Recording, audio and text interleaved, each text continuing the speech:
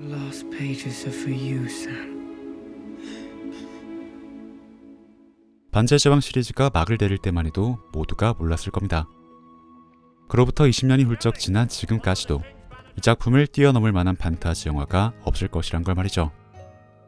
심지어는 똑같은 감독이 똑같은 작가의 소설로 프리퀄 시리즈를 만들어도 어딘가 오리지널의 아성에는 한참이나 부족하게 느껴질 만큼 반지의 제왕 시리즈는 단순한 영화가 아닌 그 이상이 되었습니다. You have only one choice. The ring must be destroyed. 그렇게 전설이 되어버린 이 영화의 시작은 사우론 부활의 열쇠가 될 절대 반지를 파괴하기 위해 누가 운명의 산까지 반지를 운반할 것인가를 결정하는 이 깊은 골 논쟁으로부터 비롯됩니다. 프로도는 간달프가 처음에 부탁했었던 대로 여기까지만 반지를 운반해주고 이제 그만 자신의 고향 샤이어로 돌아가려고 마음을 먹고 있었으나 반지에 비친 이들의 모습을 보고 이건 그 누구도 아닌 오직 자신만이 해낼 수 있는 일임을 깨닫습니다. 왜냐하면 반지에 비춰진 세종족 엘프와 드워프, 인간은 모두 이미 반지의 힘을 잠재우는 것에 실패한 전력을 갖고 있는 종족들이기 때문이었죠. 그래서 단 한 번도 중간계의 권력 다툼에 휘말린 적이 없는 제3의 존재. 호빗인 프로도가 반지 원정대의 중심이 되는 것은 숙명과도 같은 일이었던 겁니다.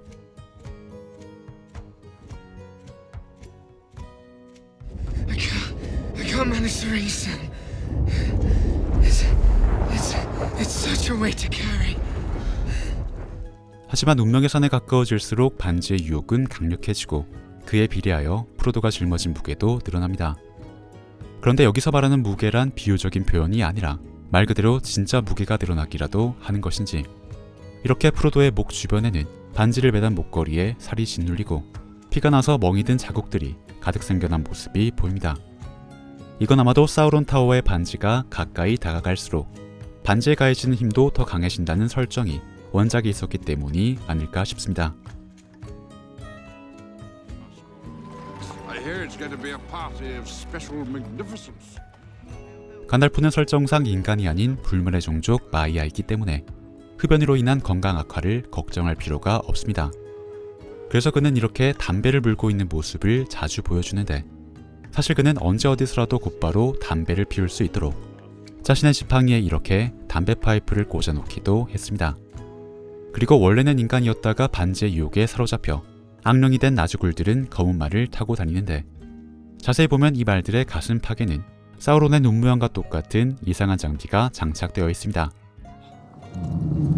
Gimli, lower your axe. 김리는 드워프답게 조금 특별한 머리 사이즈를 갖고 있습니다. 그래서 그의 투구도 그의 머리 사이즈에 맞춤으로 제작했을 것 같지만 사실 이 투구는 호빗 시리즈에서 활약한 그의 아버지 글로인이 사용하다가 그에게 물려준 것이었습니다. 그리고 글로인은 2010년대에 호빗 시리즈가 공개되기 이전 이미 반지 원정대에서 김리와 함께 깊은 골에 방문하여 이렇게 열띤 논쟁을 벌이는 모습이 포착되기도 했었죠.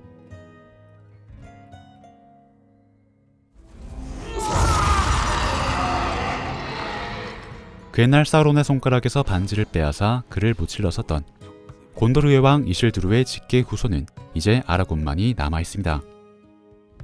Gondor has no king.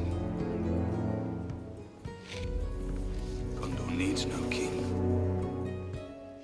한때 왕실의 혈통이 끊겼다고 여겨진 곤도르는 현재 보로미르의 가문이 대리 통치를 하게 됐는데 만약 아라곤이 자신의 정당한 왕실 혈통을 입증해 낸다면 섭정 가문 출신인 보로미르는 곤도르의 후계자 자리를 그에게 내줄 수밖에 없을 예정이었죠.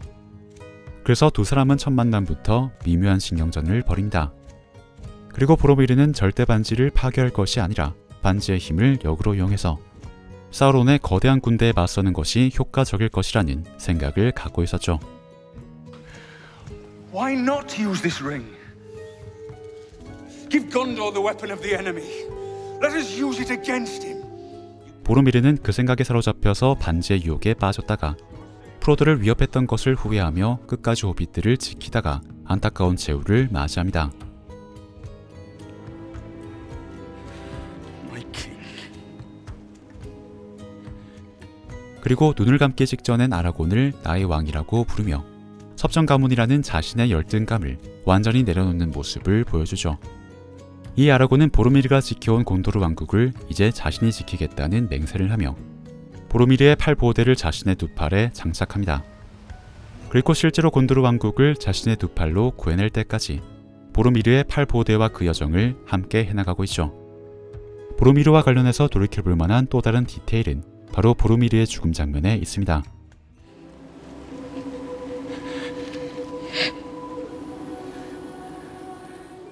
자세히 들어보면 이 장면에는 희미한 노랫소리가 섞여 있는데 반지의 제왕 골수 팬들에 따르면 이건 원작 소설에 등장하는 엘프어 노래로 해당 엘프어 가사를 해석하면 의미는 이렇다고 합니다.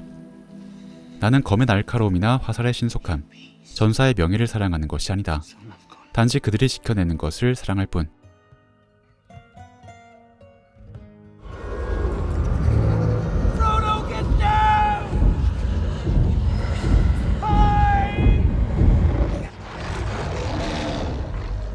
아라곤은 절대 반지를 들고 운명의 산으로 향한 프로도와 샘이 사우론의 시선을 피할 수 있도록 모든 병력을 모르드로 앞에 집결시킵니다.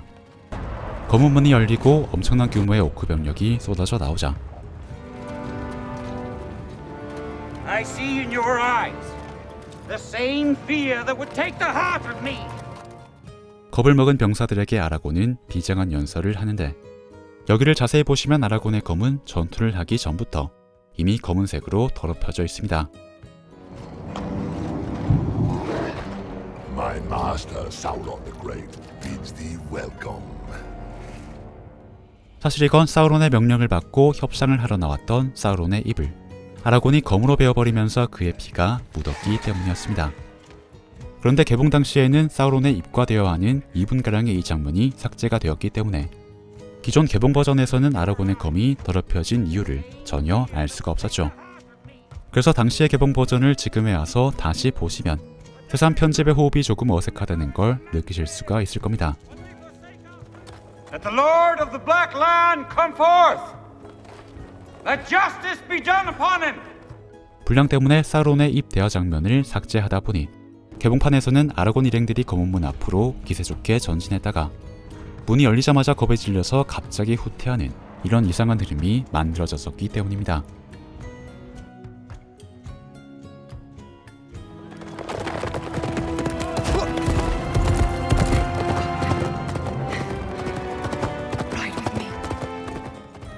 로안의 왕족인 에어윈은 여자라는 이유로 전쟁에 참여하지 못하게 되자 남자로 변장을 한 다음에 몰래 전쟁에 참가합니다. 그런데 반지의 제왕 제작 현장에는 마치 에어윈처럼 남장을 한 채로 로안의 기마대가 된 여성 연기자들이 있었다고 합니다. 이 장면처럼 로안의 기마병들이 일사불란하게 움직이는 모습을 연출하려면 그만큼 말을 잘 다룰 줄 아는 연기자들이 필요했는데 영화의 촬영지인 뉴질랜드 현지에서 그런 연기자들을 큰 규모로 구하다 보니 평소에 말을 키우거나 소유하고 있었던 여성 마주들까지 촬영에 동원됐다고 합니다.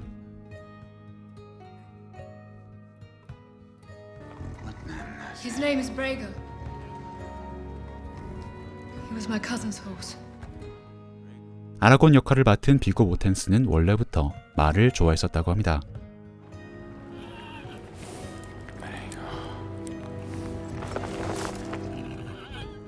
그랬던 만큼 그는 촬영 현장에서 동고동락한 이 말들에게 강한 애정을 느끼게 됐고 결국엔 영화에서 자신과 함께 했었던 말 2마리를 직접 구매하여 말들의 수명이 닿을 때까지 정성껏 돌봐주었다고 합니다.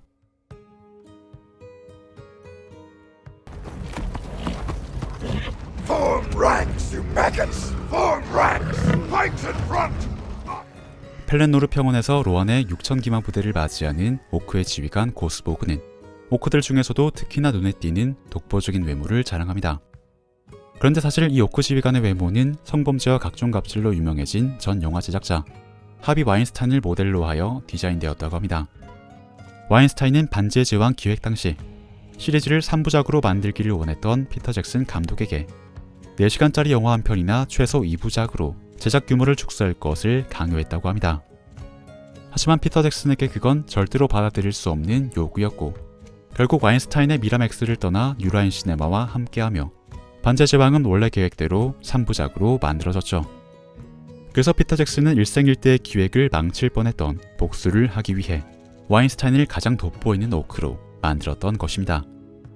참고로 와인스타인은 봉준호 감독의 설국 열차에도 무려 25분의 분량 축소를 요구하기도 했는데 큰 물고기 이렇게 도끼로 이렇게 하는 장면이 있는데 그게 이제 스토리상 뭐 없어도 되는 것이 아니냐 이런 이유로 이제 잘라내려고 그러더라고요. 그래서 내가 봉준호 감독이 물러서지 않자 결국 북미 개봉의 규모를 대폭 축소시키면서 자신의 영향력을 과시하기도 했습니다.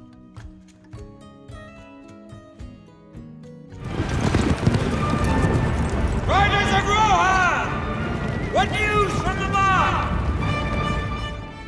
오크무리에게 잡혀간 메리와 피핀을 구하기 위해 아라곤 일행은 둘의 흔적을 쫓다가 로한의 기마대를 만납니다. 그들은 1편에서 반지 원정대를 해산한 이후에 메리와 피핀을 잡아간 오크무리를 추격하고 있었죠. The Uruks are destroyed. We slaughtered them during the night. But there were 2 hobbits. Did you see 2 hobbits with them? 하지만 기마대를 이끌던 에오베르는 어젯밤에 자신들이 오크무리를 괴멸시켰지만 그 사이에서 호빗들은 본 적이 없다는 부정적인 소식을 전해줍니다. May these horses bear you to better fortune than their former masters. 그래서 안타까운 마음이 들었던 건지 옛 주인들의 말, 그러니까 간밤의 전투에서 사망했을 것이라 추측되는 병사들의 말을 아라곤 일행에게 건네주죠. 그렇게 건네받은 말을 타고 현장에 도착한 아라곤 일행은 살아남은 메리와 피핀이 엔트들이 살고 있는 숲으로 도망쳤다는 사실을 알아냅니다. 그런데 여기서 흥미로운 것은 바로 이 연출. 오크들의 시체가 쌓여있는 곳 너머로 로한 병사들의 무덤이 만들어져 있는 모습입니다. 아마도 이건 에오메르가 말했던 옛 주인들의 무덤일 겁니다. 이만한 규모의 오크 병력을 상대했으니 로한 기마대에게도 6명 정도의 손실은 불가피했던 것이겠죠. 사실 관객 입장에서는 알아차리기도 힘든 부분인데 이런 사소한 디테일까지 놓치지 않으려 한 제작진의 집요함 덕분에 마치 진짜 세계처럼 느껴지는 반지의 제왕이 만들어지지 않았나 싶습니다.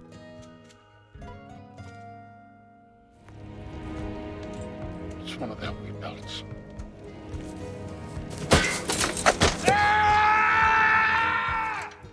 메리와 피핀이 죽었을 것이라 생각한 아라곤은 분노에 못 이겨서 오크의 헬멧을 걷어찹니다. 그런데 사실 이 장면에서 헬멧을 너무 세게 걷어찬 탓에 비고 몬텐스는 발가락에 금이 가는 부상을 입었고 분노인지 아픔인지 모르게 포효를 하는 이 장면은 그렇게 그대로 오케이 컷이 되었습니다. 위기를 맞이한 로한의 상황에 슬픔을 느낀 에오윈이 먼발치를 바라볼 때 로한을 상징하는 깃발이 바람에 날아가며 몰락해가는 구군의 불길함을 강조합니다. 그런데 사실 이 장면은 깃발을 제대로 묶어놓지 않아서 실수로 깃발이 날아가 버린 NG 장면이었는데 보시는 것처럼 오히려 장면과 너무나 절묘하게 맞아떨어져서 그대로 오케이 컷으로 사용하게 되었습니다. 그리고 영화의 막바지에서 모르드르로 진군한 아라곤이 병사들에게 연설을 하며 적을 바라볼 때 그가 타고 있는 말도 절묘하게 앞다리를 들어주며 멋있는 방향 전환이 완성됩니다. 그런데 이 연출 또한 원래는 계획된 것이 아니었다고 합니다. 동물들이 이유 없이 을에 돌발 행동을 하는 것처럼 여기서도 말이 갑자기 앞발을 들어버린 것이었는데 그게 오히려 장면의 비장함과 맞아떨어지는 액션처럼 보여서 이건 역시도 그대로 오케이 컷으로 들어가게 됐죠.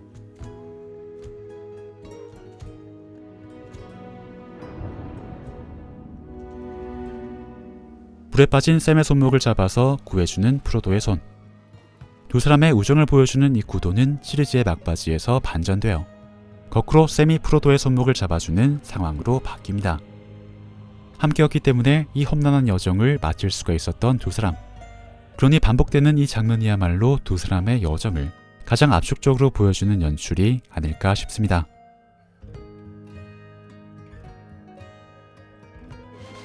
Where? Where do I go? Get out of the shower. Make for the village of Bree. Bree. 절대 반지가 샤이어에 있다는 걸 알아낸 나주골드를 피해 멀리 떨어진 불이라는 마을로 반지를 운반하게 된 프로도. What's more, out of the Shire by your talk? My business brings you to Bree. 그렇게 프로도 일행은 한밤중에 불이에 도착을 하는데 여기서 호빗들은 당근을 먹으며 길거리를 배회하는 이상한 남자를 마주칩니다. 그리고 이 남자는 프리퀄 3부작인 호빗 스마우그의 페어에서도 당근을 씹으면서 불의를 배회하는 한결같은 모습을 보여주는데 불이 지방령 같은 이 당근 남자의 정체는 사실 반지 시리즈를 제작한 피터 잭슨 감독 본인이었습니다. 아무도 감독 본인부터가 톨킨 소설의 열렬한 팬이었으니 반지의 영화에 자신을 등장시키는 것으로 그 누구도 해내지 못한 덕질을 완성해내려는 속셈이었겠죠. 그리고 피터 잭슨은 왕의 귀환의 대미를 장식할 펠렌노르 평원 전투씬에서 로한 기마대의 가장 앞줄에 서서 돌격할 수 있는 이 거대한 영광은 이 장면의 의미를 제대로 이해하고 있는 연기자들에게만 허락하고자 했습니다.